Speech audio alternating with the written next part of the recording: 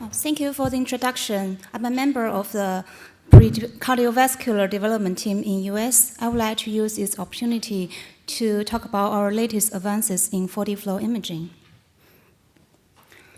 So 4D flow imaging, we have heard a lot in the past 2 days. Basically, it's a phase contrast technique with 3D spatial encoding, with 3-directional velocity encoding. And normally we use the ECG synchronization to resolve the cardiac motion. And we use the respiratory motion control to reduce the respiratory motion artifacts.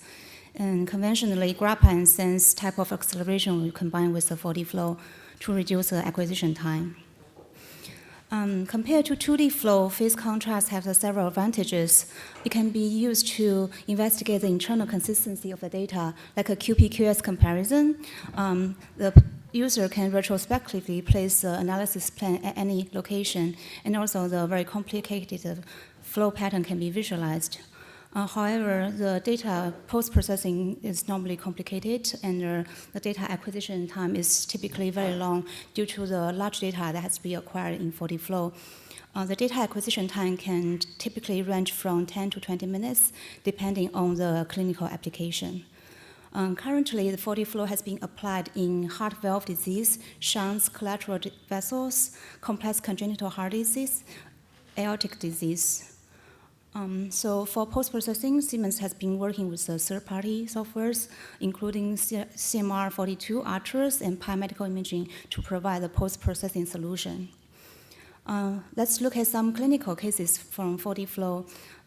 So the first clinical case is provided by Dr. Flores from University of Calgary. 4D flow is acquired in the patients with severe type 1 RN bicuspid aortic valve.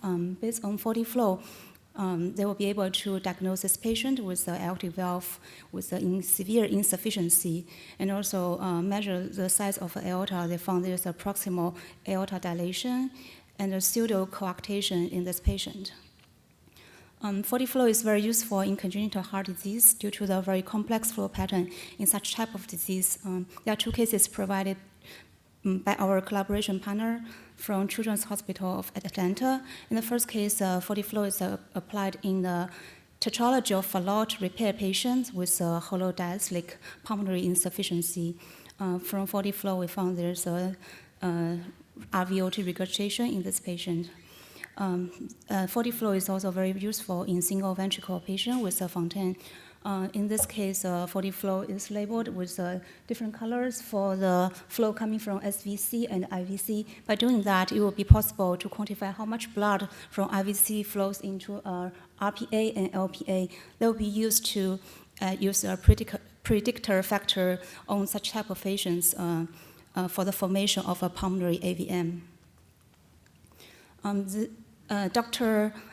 Dr. Reiter from University of Graz working on the correlation with 4D flow findings with pulmonary hypertension. She found that in the patients with pulmonary hypertension, there's a presence of the vortex in the main pulmonary artery.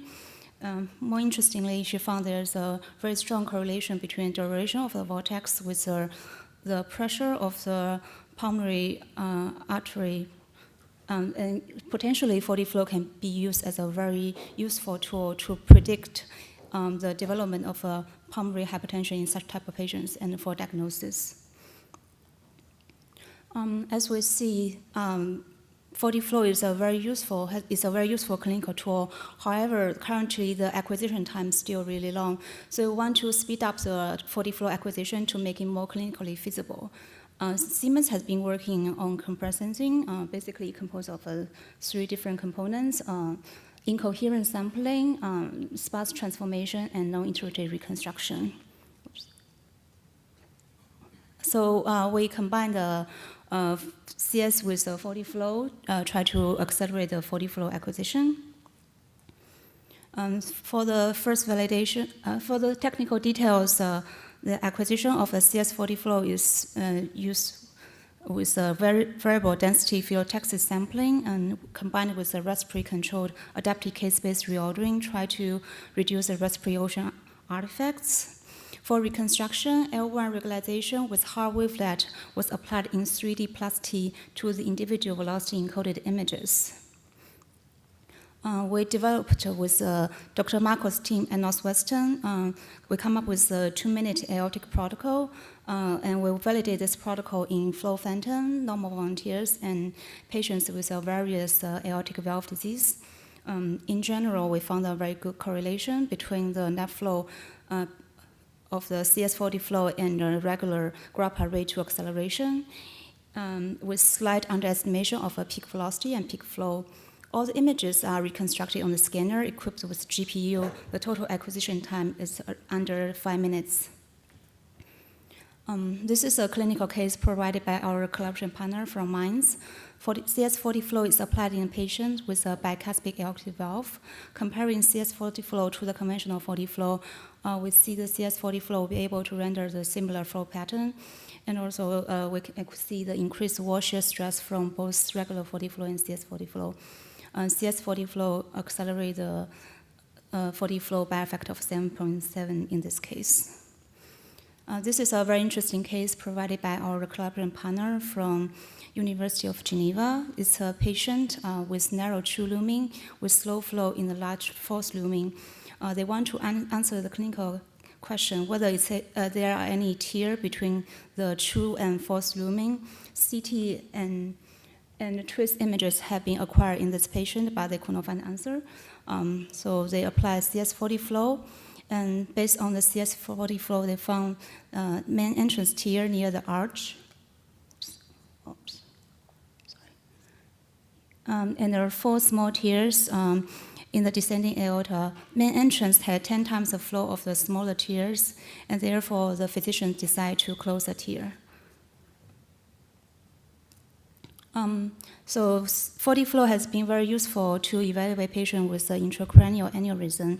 However, conventionally, with grappa acceleration, the total acquisition time is typically very long due to the high spatial resolution requirement in such kind of applications. So typically, it's not quite clinical feasible. So together with Dr. Salona's team in UCSF, we did the first initial validation in patient-specific aneurysm phantom. So the conventional 40 flow is acquired with grappa rate to acceleration. The total acquisition time is 27 minutes, and we apply 40 flow with the CS acceleration with different acceleration factor. So we can see that even with the rate 16.6 acceleration, the streamline is similar compared to rate to grappa. And we also look at the voxel by voxel comparison in this case. The velocity from CS40 flow matches really well with the grappa acquisition. We realized that the limitation of a navigator gating in the conventional 40 flow, the low gating efficiency with a navigator and the complexity to place navigator beams. So together with our collaborating partners, we are developing free-running 40 flow. This is a case from Dr. Marco and Dr. Stuber's team. So we apply the 3D radial spiral phyllotaxis sampling with self-gating to derive the cardiac and the respiratory signal. And we bring the data into respiratory, cardiac, and the velocity encoding dimensions. And CS reconstruction was used to reconstruct the images. So we will be able to resolve the 40 flow in different respiration phase, and the image quality is excellent. Also working with Dr. Rizwan Ahmad and Lan Simonati at the Ohio State University.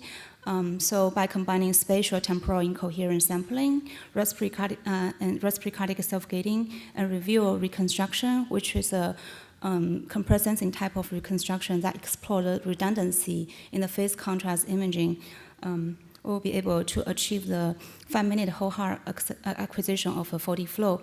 The total acceleration rate is about 28. The image is very beautiful. So that's it for my presentation. Last but not least, I would like to acknowledge my colleagues who are working together with me on this project, and all my clinical collaborators who provide a very valuable clinical feedbacks, and research partners for the fruitful and successful collaboration. Thank you so much for your attention.